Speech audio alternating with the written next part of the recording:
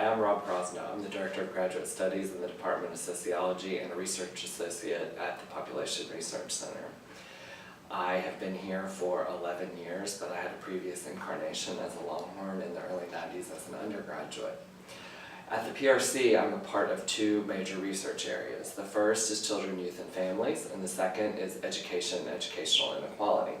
I'm going to talk about the latter today because it's really one of our newer or emerging areas of research, but also one that's become increasingly prominent and successful.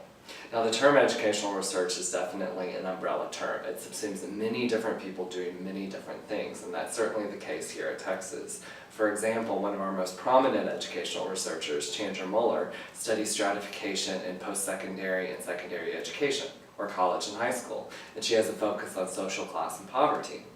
I, on the other hand, study disparities in learning in the transition from early education programs into elementary school with a focus on immigration.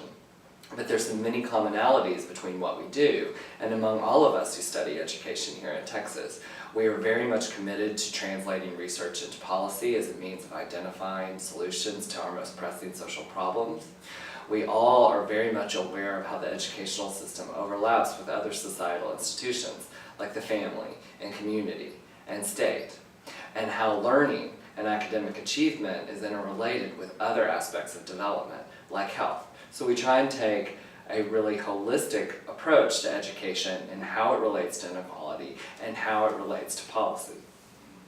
Now, in any area of social science, you're only as good as the data that you have. And unfortunately, good data is hard to come by in certain areas, like education and educational inequality. We need data that's very broad, allowing comparisons across states and across districts. We need data on a lot of people at the same time to support the kind of rigorous statistical analysis that we like to do.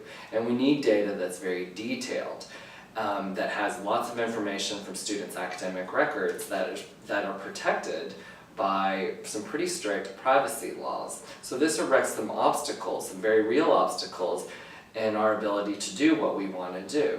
But fortunately, there's so many of us here, we have a critical mass that allows us to get around some of these obstacles. For example, we have all come together to get a collective site license from the National Center for Education Statistics. As a result, we have a cold room here, a single room that is very secure. It has security like Fort Knox, in which we can access some of the most private and detailed data from the U.S. Department of Education. And it's this kind of access that gives us an advantage over other people who are trying to do the same kinds of work. And that's one of the great things about being here and being in this community of educational researchers. Now, there's a saying here at Texas, which is, what starts here at Texas changes the world. And we like to think that educational research is one of the areas that we are trying to change the world.